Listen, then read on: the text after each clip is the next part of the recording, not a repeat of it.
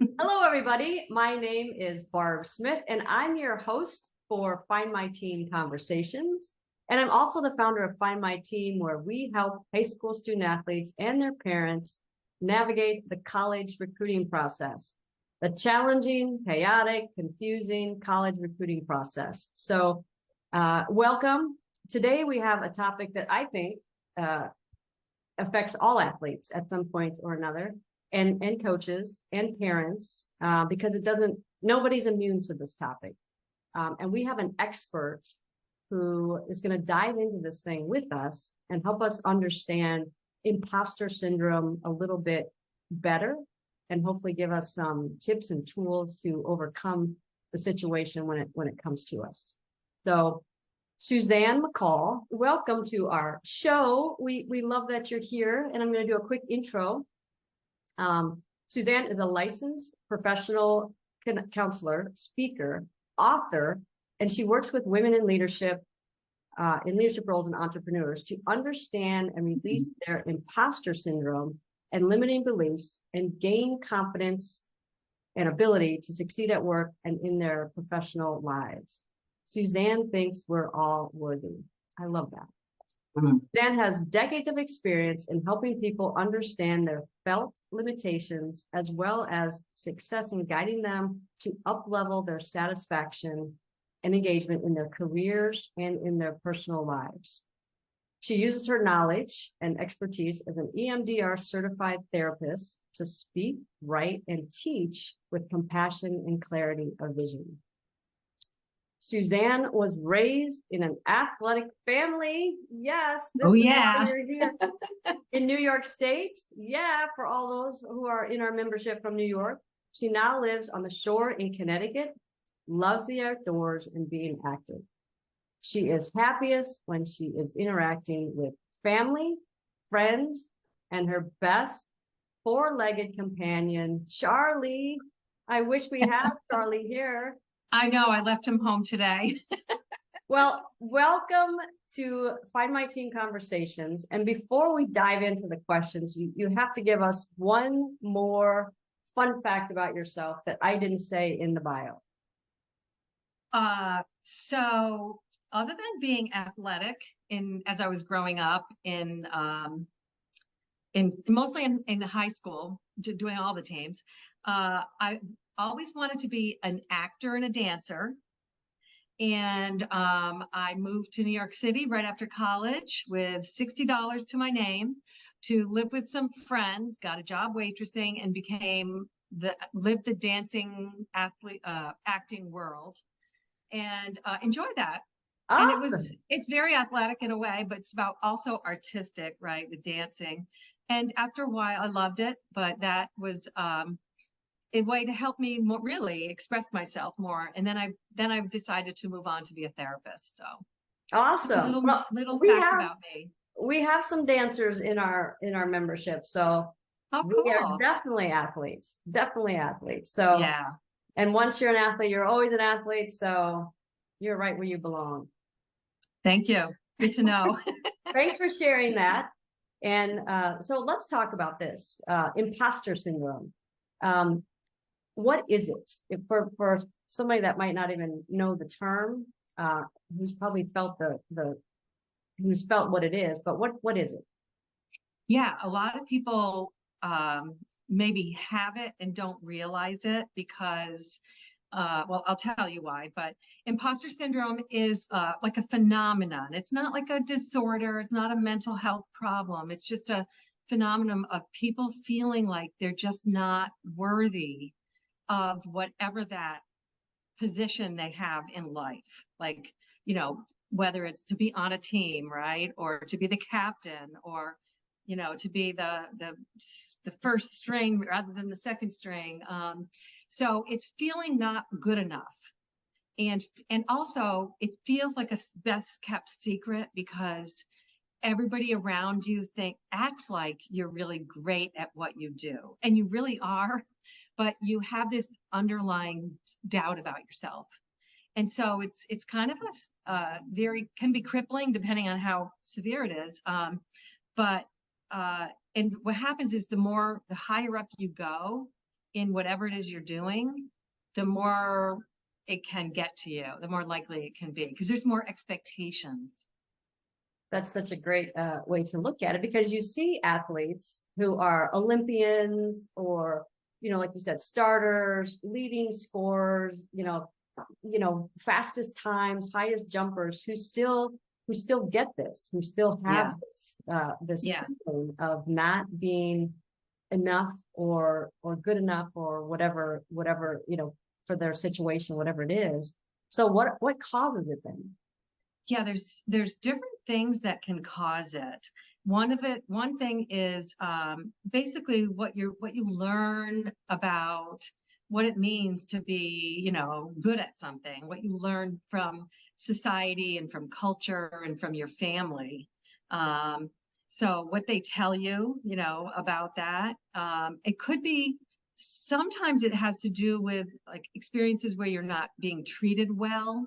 And so it's like traumatic, like, so relationships that are not healthy, or at school with family or school, sometimes teachers. I had a teacher that was really not very nice to me.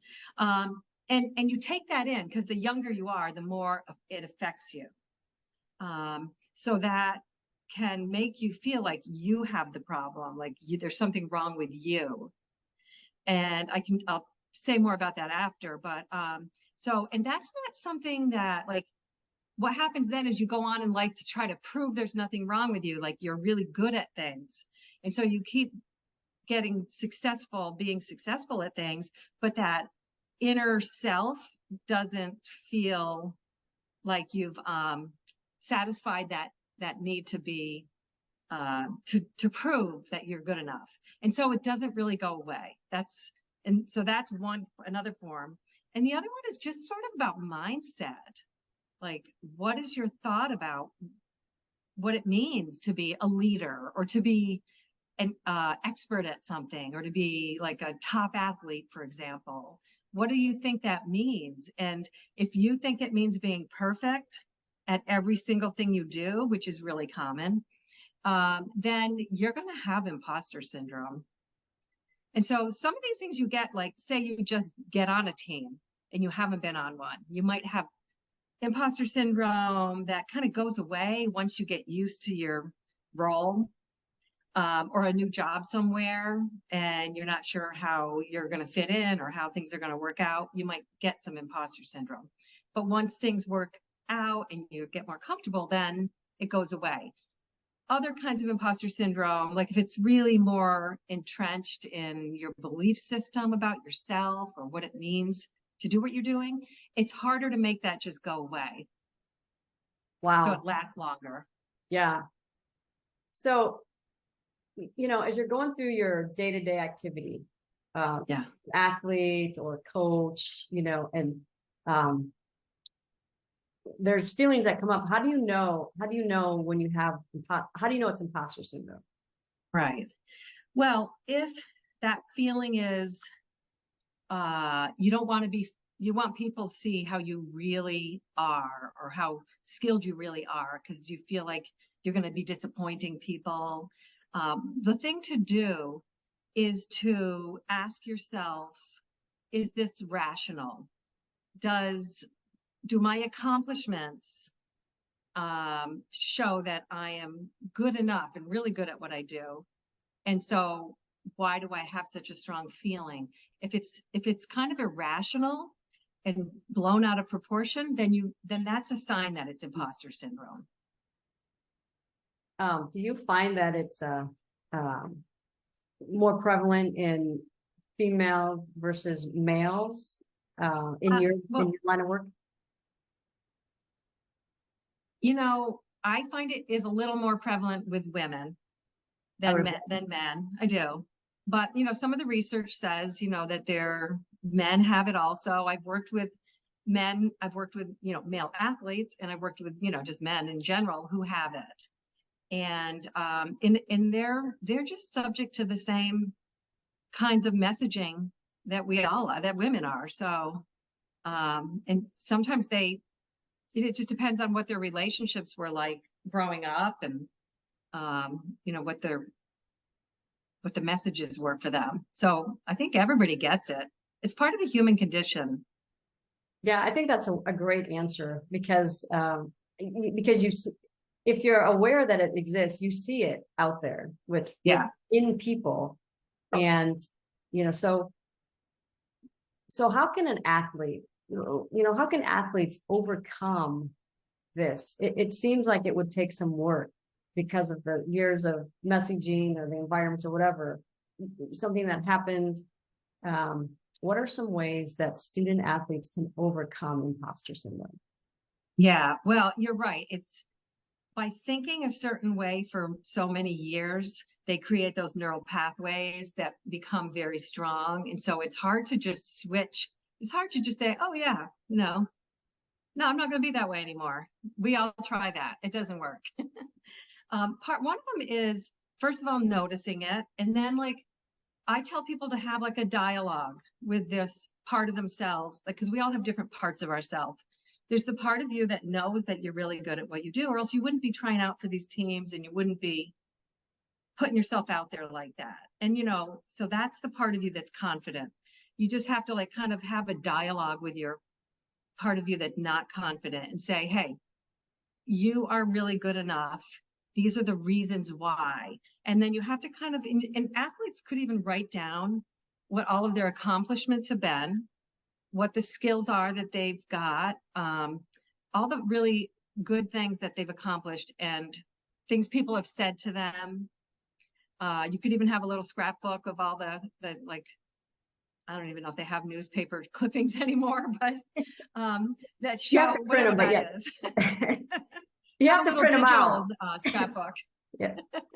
That will remind you of, these are all the reasons why I am good enough. So that's part of it. One is do a little work on mindset of what excellent means. Excellent doesn't mean perfect. Being a good athlete doesn't mean that you're perfect. And when you have moments where you don't do something right, or you fail in something, whatever that is in the team or in the game or the competition, you telling yourself, that's okay. What can I learn from this? This is something that I can learn from. And sometimes it's the failures, if you really look at them and understand them, that make you even better at what you do. So it's not always the thing that you do automatically. It's when you stop and really analyze it a little bit and say, okay, what did I not do? And then the other thing is to realize you're not alone. People don't want to share these thoughts, but sometimes when you share them, with somebody that you really trust, you start to hear from them that they have this too. It's really common. It's really common with athletes, I think. And knowing that you're not alone helps, because you can look at that person who's saying they don't believe in themselves, and it's easier to look at other people and see how great they are than it is to look at yourself. And you say, wow, if that person feels that way, then maybe I'm not so bad. So, letting that secret out and talking about it with people that you trust, like some teammates who you trust. Right. Yeah.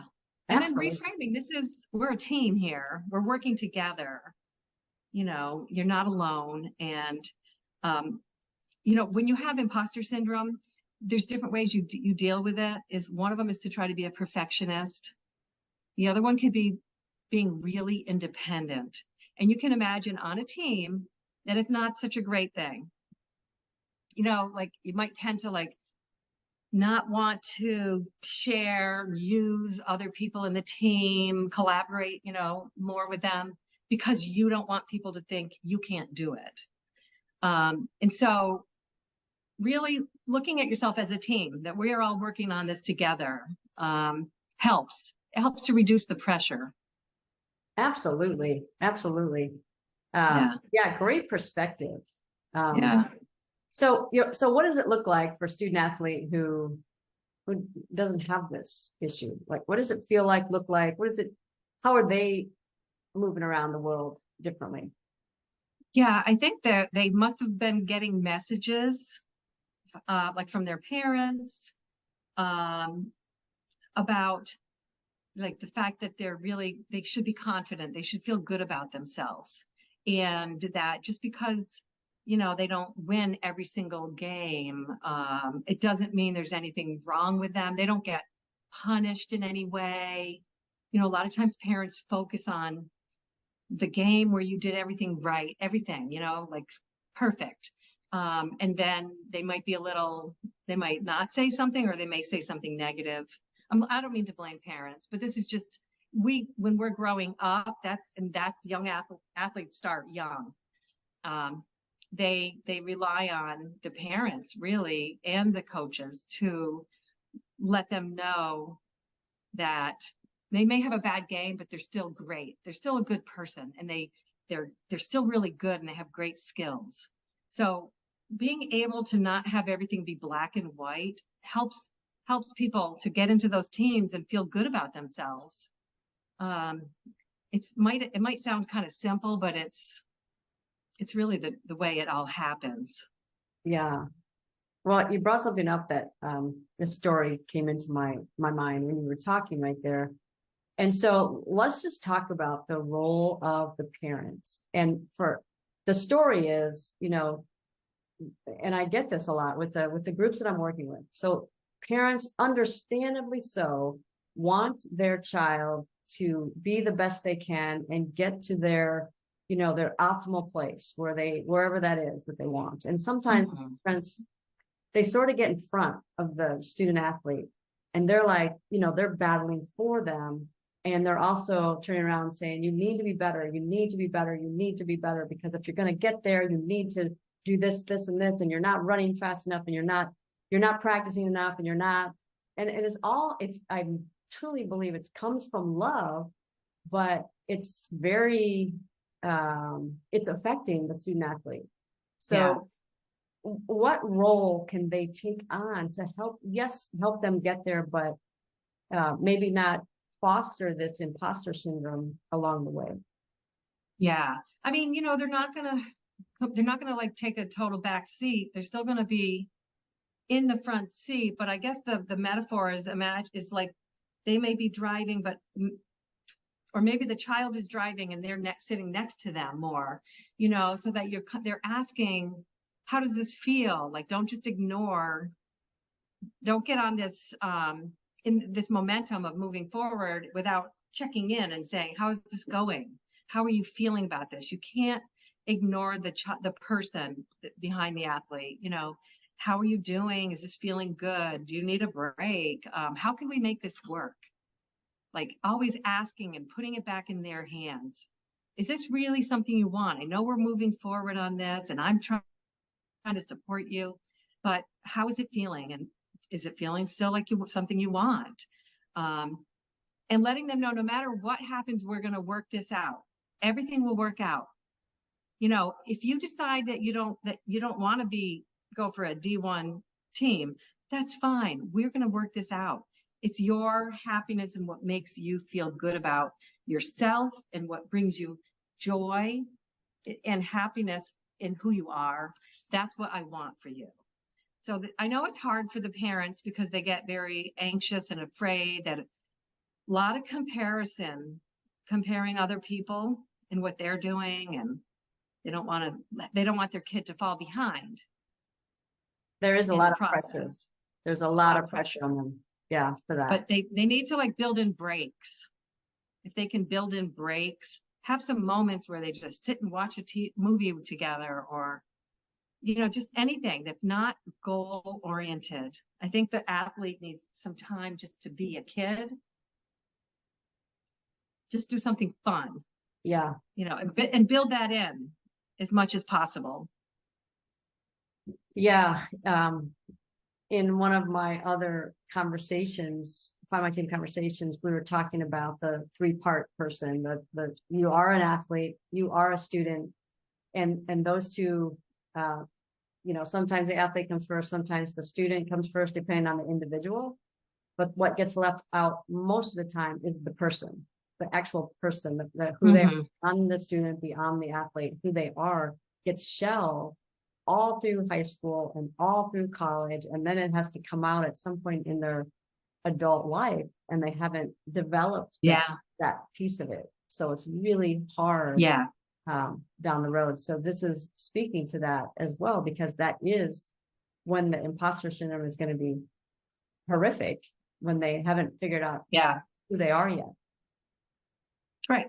It just feeds the imposter syndrome.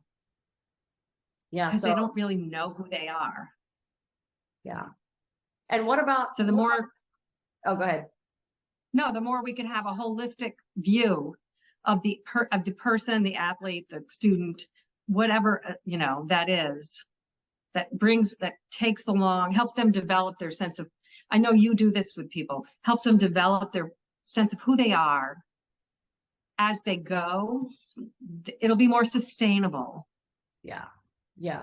And easier decision making as they go as well, because they know who they are and what they want. It is definitely helpful in that way. So moving on to the coaches, right? The coaches have a role in this also, because in the coach's mind, they have to win. They have to win games. And so many times that winning just kind of supersedes everything. It just kind of, everything else, gets, we got to win, people. Step up and produce. So what would you say about their role, the coach's role in the imposter syndrome for their student athletes? Well, I think that the coach has to also see the athletes as people, as whole people, and being like, as a coach, to be like to motivate. They have to motivate their kids, their athletes. Being punitive is not a way to motivate them.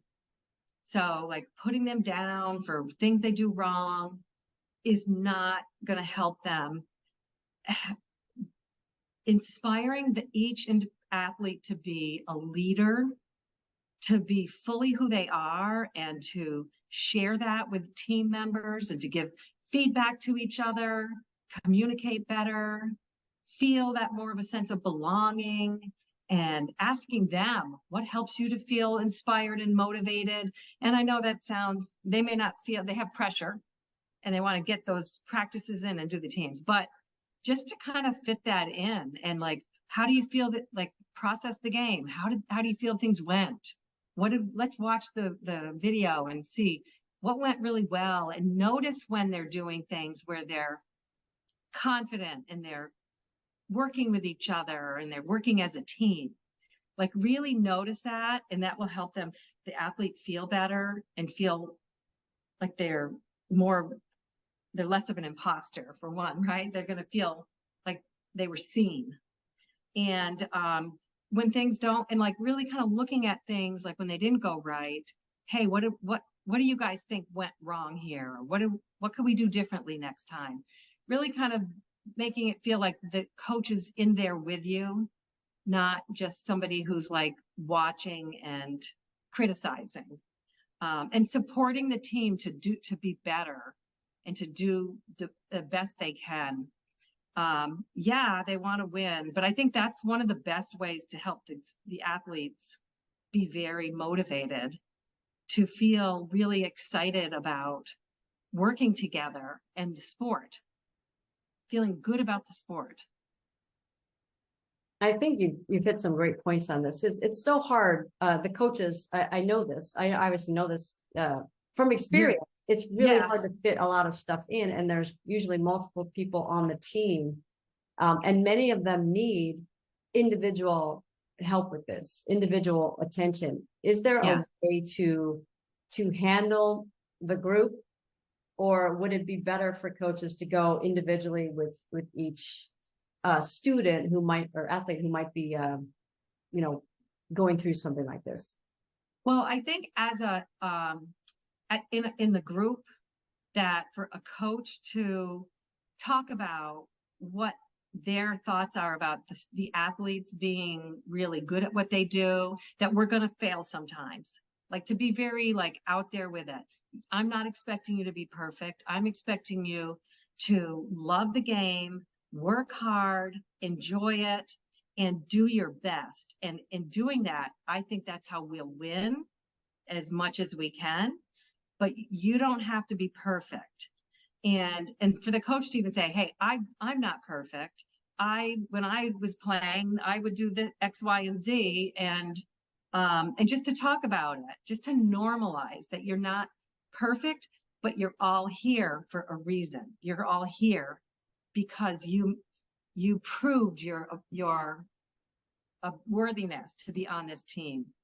We already know you're worthy. It doesn't mean you're perfect. Like, so for the coach to be very outspoken about it, I think is very helpful. I think as a group. And then if you find that somebody's having trouble working together, for example, as a team, like maybe talk to them one-on-one, or if they are, you could tell they're really hard on themselves. There's signs of that. I think as a coach, you can probably tell. To talk to them a little more one-on-one. They might need to hear that from you as a coach. That's to feel more support. Yeah. I'm just, as you're talking, I'm thinking back on all the teams and, how it kind of would go in cycles sometimes, somebody would be up and then somebody would be, down and somebody else would be up. And so it kind of, and not all of that was imposter syndrome, but it was, you could tell when it was something beyond just not being able to perform a skill or something, that it was something working on them. So if you're a student athlete, what are some things, a lot of them will be, like you said, very early on, I don't want to share this about myself, especially to my coach, because then they're not going to play me, or they're going to think less of me, or, they're going to be worried and play somebody else or whatever. What are some things that student athletes can do to try to overcome?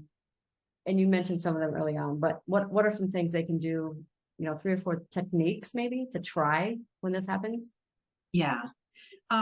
So they can think about somebody who has always inspired them, who is always like somebody that they admire, like a favorite coach they had, or a famous person who they've always, maybe on professional athlete or something. And really imagine that person giving them support, and really picture it and hear what it sounds like, or remember what it would be like. And when they feel really their most insecure, have some kind of an inner dialogue with that person. Because when that happens, you're really calling up all the relationships you've had, all the experiences where you felt confident, and where you felt that people noticed it. And it doesn't even have to be real. It could be imagined. Your brain doesn't know the difference. Just like when you practice something before the game, right? Practice somebody telling you it's okay. You don't have to be perfect. You're really good at what you do. Just have confidence in yourself. It's going to work out. So like just having that kind of a person in your mind who is your go-to person, kind of like an inner mentor, that helps. Interesting. Yeah. Imagining your future. These are all visualizations. Yeah. Imagine your future self, or yourself that's really, really confident. Picture that person. You could even give that person a name. When I do this with people, what came to me when I was doing it was sassy Suzanne. Sassy Suzanne. I've got confidence. No one's going to tell me I'm not good enough. So like picture yourself, give yourself, your confident self, a name. And when you start to feel insecure, imagine that part of you, that sassy person or confident part of you, speaking to you and saying, hey, you are good enough. You've got what it takes. And even like having something to wear that would remind you of that. It could be a bracelet. It could be, earrings or a necklace or something, a bandana, anything that makes you aware that this is my reminder that I'm enough. it's amazing how that works. Yeah. Yeah. I'm trying to come up with a name for myself as we're going. And I'm going to need some more time, Suzanne. Oh, okay. I could think of one, but it's not the best one. So we're going to think of another. Yeah, we're live. We're live. No, don't do it. Yeah. Okay. All right. Well, that's really yeah. helpful. Other than that, it's the stuff I talked about by really listing all the things that you've done that are and proving to you why you're good enough, and reminding yourself when you start to feel insecure. Fascinating. Yeah. What role, or what three things, again, you mentioned a few of them earlier, but for a parent whose role is so important, what are the things that they should focus on, maybe at a very young age? Yes. As their child is coming through, their children are coming through this, not intentionally looking out for imposter syndrome, but just in the development of their child, to give them the best chance for successes later in life. What are some things that they can do? Well, the first thing is to really look at them as whole people, like not just like look at them as worthy right from square one. And then everything else is like icing on the cake. So if there's an interest that they have, celebrate it with them and help them, enjoy it and get better if they want, but don't necessarily focus on that. You have to be the best. Always giving them feedback when they're the best. Just like make it more about, how did that feel? Did you enjoy it? What does that seem like something you'd like to do more of? And if they don't do well, like, hey, it's okay. You don't always have to do well. Like really helping them with that kind of a mindset that they can get better and better at whatever it is they do, but they don't have to be perfect. And making sure that you verbalize. Kids don't necessarily, sometimes they know because of your behavior, but just verbalizing that, that you love them, that they're great. You think they're really wonderful people, not just expect that they know that you think that. Because the more confident a kid is in who they are and that they're loved and that they're worthy, the more likely it is. That's their base. That's their foundation. So then when they get to that place where they're really in high pressure, they're going to be more confident. They're going to know helping them handle disappointments when they happen. Don't always protect them from having a disappointment, right? Big one. Yeah. A big one that's hard for parents. I know. I'm seeing it, dealing with it, and I get it. And I don't have kids, but I've coached hundreds of them. And I see that it's hard.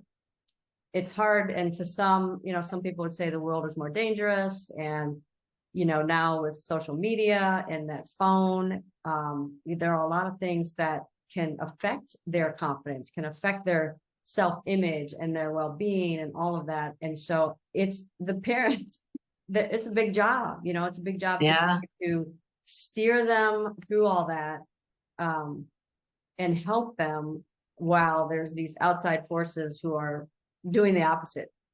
Yeah, exactly. I don't know if there's, just having a handle on that. I'm not sure, what parents can do about all the outward things that are coming at their kids that's not in the home. Those things are not in the home. Yeah, it's almost impossible. The best thing is to have a true relationship with your kids, just as people, not as an athlete or a student, and process with them, talk to them, talk to them about social media. What do you think about it? Like, how does it make, what do you think when you see that? Like, it's just social media. It doesn't mean that everything's perfect in that person's life, so like just processing.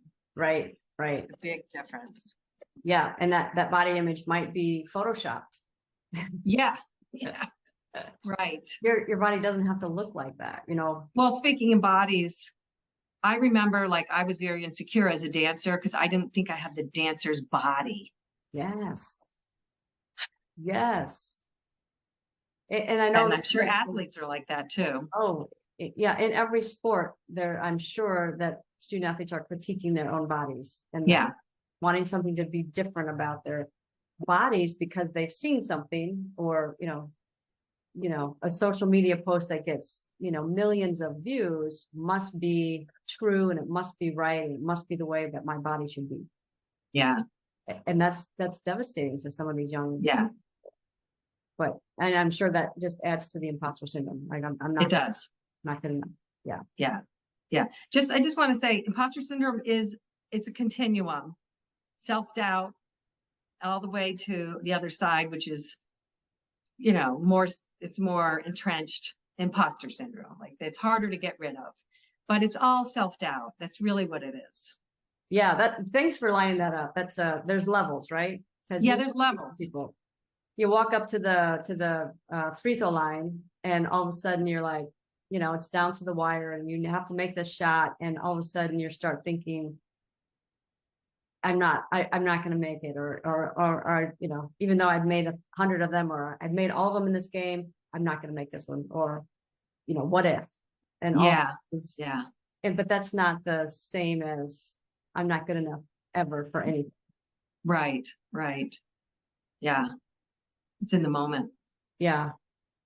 Well, I had an interesting coaching call not too long ago of a coach that just took a new job and has mounds of success as a coach, mounds of it, but is all of a sudden doubting this particular job.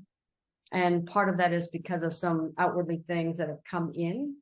But I look at that, and I'm sure that you see this every day, but how can a person with mounds of success already get to this, not good enough all of a sudden? It is so common. It's so common in every field that you can think of. What we're doing when that happens is we're really taking what these other outside influences are putting on us and making it personal. And it taps into, you may have mounds of success, but it could tap into a time when you were like a young kid and, I know you have glasses on, they may be, but this is an example that happens a lot. Like you wore glasses when you were in first grade and you didn't belong and you didn't fit in. So here you are like 35 and you're an amazing coach, and all these people are telling you they don't think you're good enough. It can tap into those places. Interesting. It's really interesting. It's been with you the whole time. It Yeah. chose to come out right here. It's the more it hits you, the more it's been in there. And it's okay if it's in there. Yeah. Yeah. You just have to like say, hey, it's okay. No, this is probably from another time in my life. I've got so much success. I can handle this. I've done it before. Or you also have to look at it like, this might be more about a fit. And I won't know that until I'm there and I work there, and I'm going to see, how do I feel in this job? And if it's not a good fit, then I don't have to stay. Yeah. But it doesn't mean you're not good enough. It just might not be the right fit. Right. Or it might be all those parents and the culture of the school or whatever it is that are, all their own issues that are putting on the coach. So then it's their problem. It's not yours. But right. I do think it can come down to a fit, and you just have to talk yourself through the whole thing. Like, don't ignore it. Don't be afraid to look at it and see where it's coming from. Yeah. Well, let me ask you this, and this, you might not even have an answer, I'm not sure, but do you have a story where somebody came to you at some point who was just at the very, worst end worst is the wrong word, but the one end of the continuum where imposter syndrome was so embedded, and somebody came out of that and is doing well. Oh yeah. I mean, I've seen it a lot. Because they work with you, right? Yeah. The kind of work that I do, what it does is it really goes into those inner places where there's all that doubt, and it helps to process it and have it come out and look like, be completely different, so they feel more confident in themselves. But you know, I've had people who are like working in a company, senior level. I'm thinking of one person in their position getting lots of responsibility and lots of positive feedback, but still every time a new meeting would come up, a new project, a new whatever, they were constantly judging themselves and afraid that they weren't going to fail. Like they just weren't good enough.